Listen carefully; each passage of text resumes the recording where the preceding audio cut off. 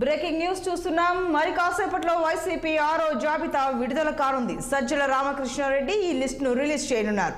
ఇప్పటి వరకు 5 లిస్టులు కలిపి 61 అసెంబ్లీ స్థానాలు, 14 పార్లమెంట్ స్థానాలకు ఇన్ఛార్జ్లను ప్రకటించింది ప్రభుత్వం. ఈ నేపథ్యంలో మరో జాబితాను విడుదల చేసేందుకు వైసీపీ రెడీ అయింది. అటు వైసీపీ ముఖ్య నాయకులందరూ సీఎం క్యాంపు కార్యాలయానికి చేరుకున్నారు. ఈసారి ఈ లిస్టులో ఎవరి పేర్లు ఉండనున్నాయన్న దానిపై ఉత్కంఠ నెలకొంది. ఇక 6వ జాబితాకి సంబంధించి మరింత సమాచారం మా ప్రతినిధి కోటేశ్వరరావు అందిస్తారు ఫోన్ లైన్లో. కోటేశ్వరరావు, చెప్పండి.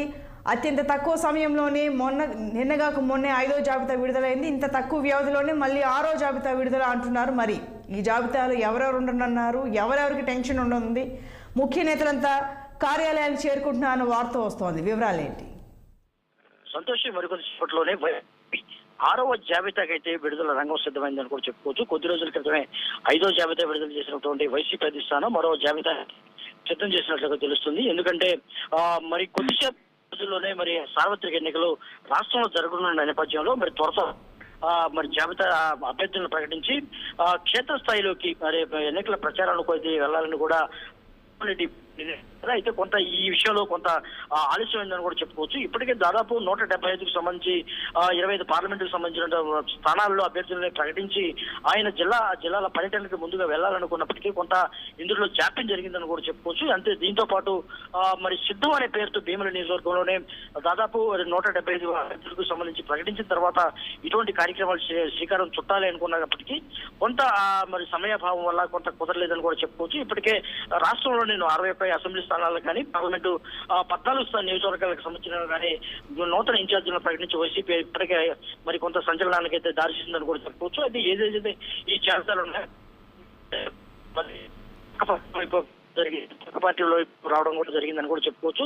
మరో జాబితా అయితే మరి అధిష్టానం సిద్ధం మరి విడుదల చేయడానికి ఈ రోజు సిద్ధంగా ఉందని కూడా చెప్పుకోవచ్చు. మరికొంతసేపట్లోనే ముఖ్య నాయకులంతా ఇక్కడికి సీఎంఓలో చేరుకున్న సమయంలో తాడేపల్లిలోని సీఎం ముఖ్య క్యాంపు కార్యాలయంలో చేరుకున్నటువంటి ముఖ్య నాయకులు మరికొద్దిసేపట్లో దీనికి తుది కసరత్తు ఇది ఇచ్చి ఖచ్చితంగా ఈ రోజు ఈ రాత్రికి ఖచ్చితంగా మరి 6వ జాబితా ప్రకటించి రేపు జరగబోయే ఏదైతే ఏలూరుకు సంబంధించినటువంటి సిద్ధం సభకు సీఎం వెళ్తారని కూడా కొంత ప్రచారం అయితే జరుగుతున్న నేపథ్యంలో ఖచ్చితంగా 6వ జాబితా ఎలా ఉండబోతుంది ఏంటనేది కూడా కొంత ఆసక్తికరంగా మారిందని కూడా చెప్పుకోవచ్చు. ఇప్పటికే మరి కొంతమంది నాయకులకి కొంత సీట్లు దక్కట్లేదని కూడా వినిపిస్తున్న నేపథ్యంలో దాదాపు ఇప్పటి వరకు 30 నుంచి 35 మంది మరి సిట్టింగ్ ఎమ్మెల్యేలకు మార్చిన నేపథ్యంలో కొంతమందికి సీటు దక్కట్లేదని కూడా వినిపిస్తున్న నేపథ్యంలో మరి సీటు దక్కని వారు ఎవరికి దక్కట్లేదు ఏంటనేది కూడా కొంత సిట్టింగ్ ఎమ్మెల్యేలు ఉత్కంఠ నెలకొందని కూడా తెలుసుకోవచ్చు. అంతేకాదు ఉత్కంఠ భరితమైన వాతావరణం కొనసాగిస్తుందని కూడా చెప్పుకోవచ్చు. ముఖ్యంగా చూసుకుంటే గత 2 రోజుల క్రితమే మరి 5వ జాబితా వచ్చినటువంటి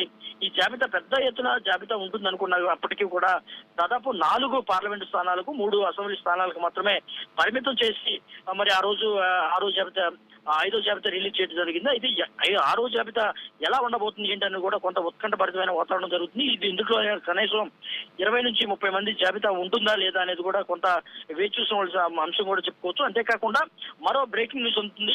మరి ఎన్టీఆర్ జిల్లా నుంచి మైలవరం సిట్టింగ్ ఎమ్మెల్యే వసంత కృష్ణప్రసాద్ కు వైసీపీ అయితే షాక్ ఇచ్చిందని కూడా చెప్పుకోవచ్చు. వైసీపీ అధిష్టానం మరి ఇతన్ని కృష్ణప్రసాద్ ని పక్కన పెట్టినట్లు కూడా మనకు సమాచారం ఉంటుంది. అంతేకాకుండా కొద్ది రోజుల నుంచి వసంత కృష్ణప్రసాద్ మరి వైసీపీ కార్యకలాపాలు కానీ వైసీపీకి సంబంధించిన ప్రభుత్వ కార్యకలాపాలు కానీ ఆయన కొంత దూరంగా ఉన్నారు. అంతేకాకుండా వైసీపీ అధిష్టానం మీద కొంత వ్యతిరేకంగా మరి కొంత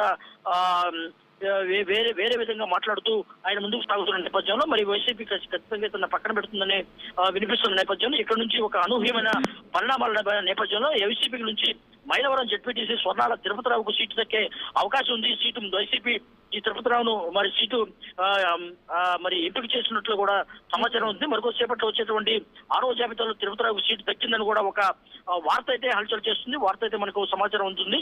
యాదవ సామాజిక వర్గానికి చెందినటువంటి తిరుపతిరావుకు మైలవరం సీటు వైసీపీ కేటాయించి సంచలనానికి దారితీస్తుందని కూడా చెప్పుకోవచ్చు. అంతేకాకుండా వైసీపీ ఏదైతే వైసీపీకి తిరుపతిరావుని కేటాయించినారో ఈ వైసీపీకి సంబంధించినటువంటి ఈ తిరుపతిరావు యాదవ సామాజిక వర్గానికి చెందినటువంటి కూడా చెప్పుకోవచ్చు. ముఖ్యంగా చూసుకుంటే గత కొంతకాలంగా మైలవరం నియోజకవర్గం నుంచి మరి కమ్మ సామాజిక వర్గానికి సంబంధించినటువంటి నేతలనే ఖచ్చితంగా ఎంపిక చేస్తూ ఇరు పార్టీలు కూడా వైసీపీ కానీ టీడీపీ కానీ ఇతర పార్టీలు కూడా అక్కడ కమ్మ సామాజిక వర్గానికి చెందినటువంటి అభ్యర్థులను ప్రకటన నిలబెడుతూ మరి ముందుకు సాగుతున్న పరిస్థితుల్లో ఈ అనూహ్యమైన పరిణామాల నేపథ్యంలో ఈసారి ఖచ్చితంగా వైసీపీ మరి అనూహ్యమైన బీసీ కార్డుని బీసీ వ్యక్తిని ఇక్కడ నిలబెట్టి మరి గెలిపించాలనే దృక్పథంతో ముందుకు సాగుతున్నట్టు చెప్పుకోవచ్చు. ముఖ్యంగా చూసుకుంటే మరి జగన్మోహన్ రెడ్డి గత కొంతకాలంగా వైసీపీ సంబంధించినటువంటి బీసీలను ముందుకు తీసుకురావాలని కూడా చెప్తున్న పరిస్థితుల్లో మరికొద్దిసేపట్లోనే మరి 6వ జాబితా అయితే రంగం సిద్ధమవుతుంది. మరికొద్దిసేపట్లో రావచ్చని కూడా తెలుస్తుంది. Santosh. Right Koteswararao, thank you.